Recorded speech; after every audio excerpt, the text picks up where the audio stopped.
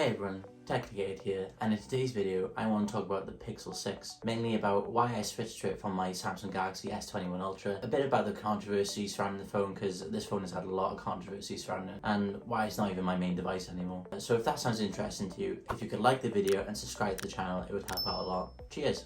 So first off, why did I switch to the Pixel 6 from the Samsung Galaxy S21 Ultra? I mean, the S21 Ultra is a better all-round phone, right? I mean, it costs almost twice as much as it, so it must be. Well, it may cost twice as much, but I don't think it's actually twice the experience. The main reason, first off, why I actually switched to the Pixel 6 was because of price. I figured that I could actually sell my S21 Ultra and then buy a brand new Pixel 6 and even have some money left over, which was the main reason I did it. I wanted some savings for a house, so I just did that and then pocketed the difference, really.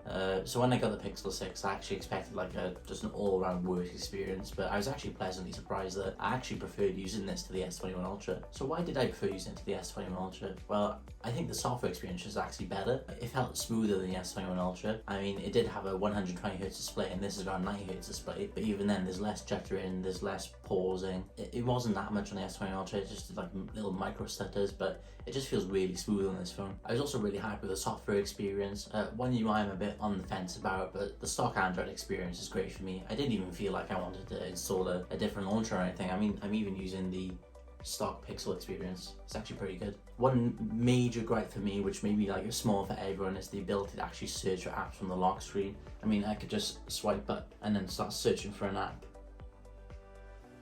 Okay, so the Samsung can do that. But what the Pixel can do, you can actually press enter and then open that app. You can't actually do that on the Samsung. You have to type in the app you want, and when you see it, you've got to click on the app, which is just really annoying. It's actually really similar to iPhone's Finder. So the second reason why I really liked this device over the S21 Ultra was battery life. The S21 Ultra wasn't awful. I could get a full day of use, but I could never get 2 days. But on this Pixel, it was actually a different case entirely. I usually ended the day with between 50 and 60% battery life, and I could probably go into the next day. It was just nice that I was ending the day on a much higher battery life than I was on the S21 Ultra. Another reason why I prefer this was actually the cameras. The cameras on the Pixel are amazing. The Galaxies are fine, but I think this is just more of a point-and-shoot camera. Like, I can just point this with my mediocre camera skills and just get a great shot no matter what I was doing. I know that Samsung's brought out that Expert RAW app, and the pictures do look absolutely amazing coming out of that app, but it's just the fact that you take 3 pictures in quick succession and then it just stops you from taking more because it has to process the ones in the background. So I think that kind of took away the experience for me. Another major point for the Pixel is there's no bloatware. Samsung seems to have a version for every single Google app on this thing, which is really annoying. I just kept having to hide apps and disable them. It was just a big faff. But for this, I could just use the stock Messages app because it's the Google Messages app with integrated RCS support. I could use the Google Phone app as well, which is really good because it protects you from spam calls, and it actually lets you call screen as well, which is really good. And that actually brings me on to some of the smart features this phone has that I actually prefer and really wish the Samsung would implement. One of the features is being able to see what song is playing in the background on the lock screen. I didn't think I'd actually use this, but it was actually pretty handy when I just had a song stuck in my head and I was wondering from where,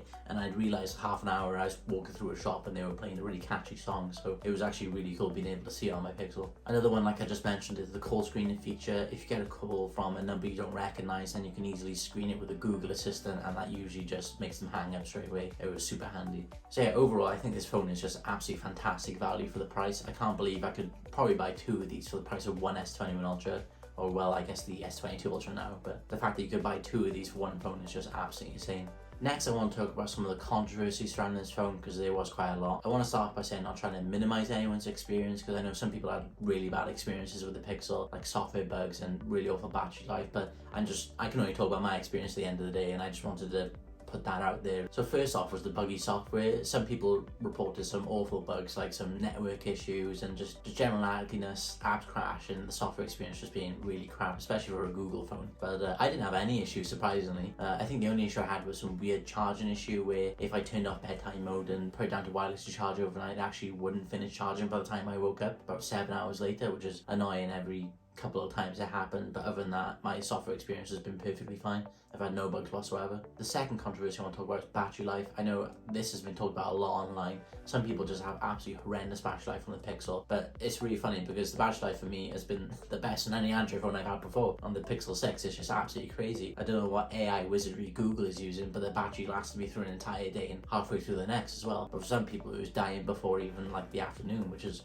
quite surprising. The third controversy is software updates. This affected me like it did everyone. I mean, everyone gets updates pushed to the Pixel at the same time, but Google actually delayed updates several times, and it was actually quite funny because the Samsung phones were actually updating before the Google Pixel would actually get them. And the whole thing about the Pixel is getting software updates before everyone else, but that wasn't the case for the past few months. So do I think the Google Pixel deserves all this controversy and hate? I really don't think so. I mean, I think some of it was blown up of proportion, some of it might be bandwagoning, but I think quite a bit of it was actually legit, some of the issues that people were having. I think Google deserves some of the backlash. I really hope they take these lessons learned and just make the Pixel 7 series even better than the Pixel 6 series was. So the last thing I want to talk about is why it's not my main device anymore. And it's still a really good overall device, but it's just one thing that stops me from using this every day, and it's the fingerprint sensor. The fingerprint sensor is absolutely awful. I was trying not to swear then. It's absolute garbage. It started off really good when I first got the phone.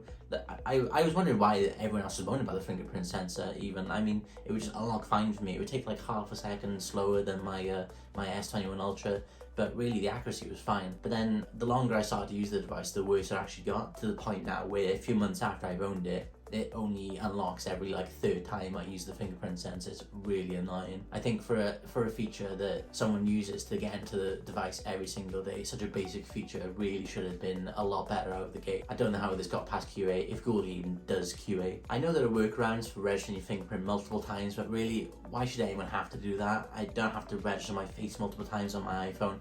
I didn't even have to register my fingerprint multiple times on the S21 Ultra. It just worked perfectly fine. I just don't think that I should be the one to adapt to the device. The device should adapt to me.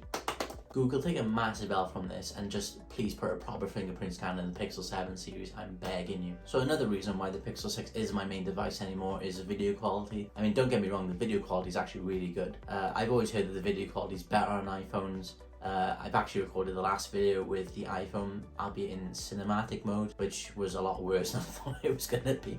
It only records in 1080 30. I think I'm just going to stick to 4K 30 and then use cinematic mode for like B-roll and stuff, I suppose. But I hope you notice like a slight better quality in the video recording for these videos now, because I'm using the iPhone 13 Pro Max and trying to take YouTube more seriously. It's still a hobby sort of thing for me. I find that the more videos I put out, the more I want the channel to grow and I want people to view the videos I'm making. So I was hoping that buying the 13 Pro Max to actually increase the video quality of my videos. So I guess I'll have to see if that's true or not. You have to let me know. And yes, I am in the 30 FPS club, if that's even a thing. I just learned that the other day on Twitter. Apparently there's some big fight going on between 24 FPS and 30 FPS, but I've always just stuck with 30 FPS. Okay, so that's my honest thoughts on the Pixel 6.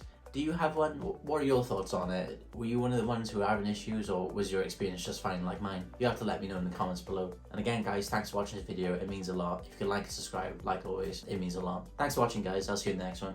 Bye!